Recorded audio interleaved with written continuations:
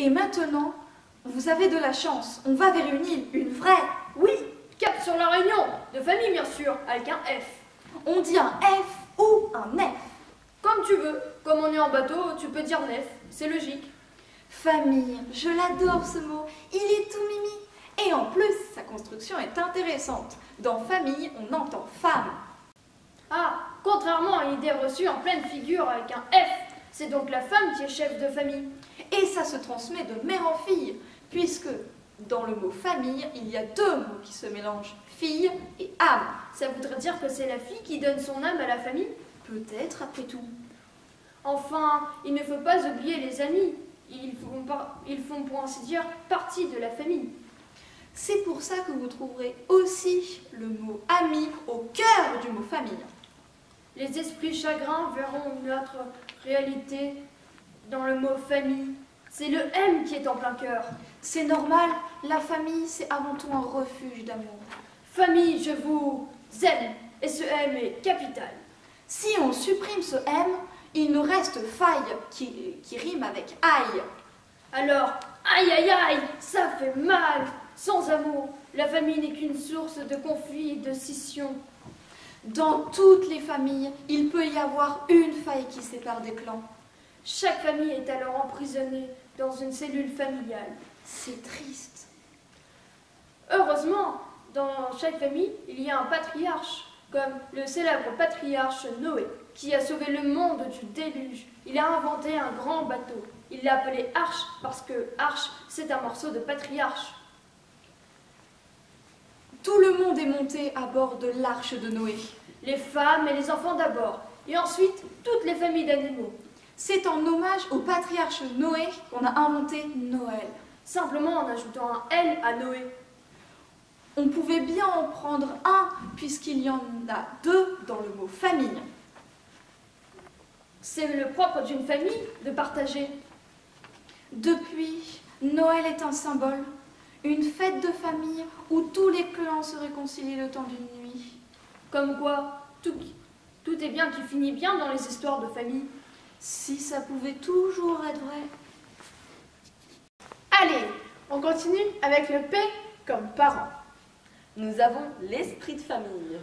Parent, c'est un des plus beaux mots de la langue française. Quand ils sont partis, nos parents, ils nous manquent terriblement. Même si on ne les voyait qu'une fois par an. C'est normal. Prenez le mot parent et inversez juste les syllabes. Écoutez, vous entendez rempart. Et là, vous avez tout compris, car la première fonction des remparts est bien de protéger. Nous protéger de par rempart. Mais ce n'est pas tout. Prenez le mot mère, collez le mot père, tout contre, l'un contre l'autre. Comme si les deux mots se faisaient un gros câlin. Vous obtenez quoi? Mère, père. C'est-à-dire en articulant bien comme nos parents nous l'ont appris. Mère, père. Et là, vous avez la deuxième fonction des parents. Après vouloir nous protéger, c'est nous guider dans la vie. Nous donner des repères. Sinon, on se perd sans repère. Et tout ça, c'est la thèse des parents. La thèse des enfants, c'est la thèse inverse de celle des parents. On l'appelle donc parenthèse. La thèse de la parenthèse est simple. Les parents ne protègent pas, ils étouffent. Quand les enfants sont à la maison, c'est comme pour une parenthèse. Quand on l'ouvre, il faut la refermer. Et les enfants rêvent de l'ouvrir, cette parenthèse, de faire des courants d'air, d'aérer leur quotidien. Les enfants manquent d'air, c'est bien connu. C'est pour ça que les parents ont inventé le centre aéré. C'est une belle petite parenthèse pour les enfants, non? Encore plus pour les parents. D'ailleurs, ils profitent de cette parenthèse pour faire d'autres enfants. Allez, on continue avec la lettre I comme incontinent. Et prenez vos précautions, il n'y a pas d'arrêt pipi. Incontinent, c'est l'un des mots les plus marrants de notre langue, parce qu'il est illogique. Jugez vous-même, incontinent se dit de quelqu'un qui fait pipi dans sa culotte. Étymologiquement parlant, quelqu'un qui ne contient pas le contenu de sa vessie, et donc qui a tendance à la déverser dans le lit, principalement, c'est la grande mare. Pour cela, on ne devrait pas dire incontinent, mais un océan. Faut dire aussi, le mot incontinent n'est pas très sympa. Il commence comme une insulte. C'est vrai, il n'y est pour rien, l'incontinent. Non, moi franchement, je serais d'avis de remplacer le mot incontinent par le mot un océan. Regardez le mot océan. Il résume à lui seul la situation du pipi partout.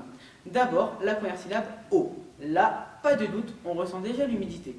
Puis la fin du mot séant qui est synonyme de fesses.